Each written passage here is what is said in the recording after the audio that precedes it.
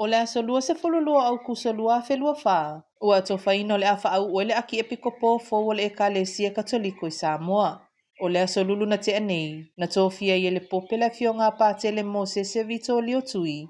E a vea mataitai o le ekalesia i Samoa nei. Ma o le aso i tūlanga i pātele mo se, ia alapati matailinga, le na tu malo le masino se te maltausanga na te anei.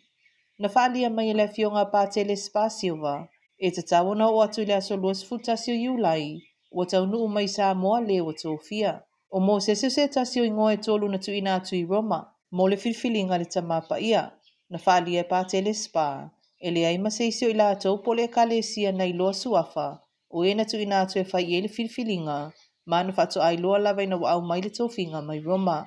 E tu sai matu maanga ma whau unga le tōwhinga aki epikopo, o le taimi e mai a mai e iona whai loa mai e Roma le o filfilia, o le taimi foi lea a matata penai mo le whau unga, mai te tau na whaatino lea i tutono le tolu masina, mai le taimi na whai loa mai ai.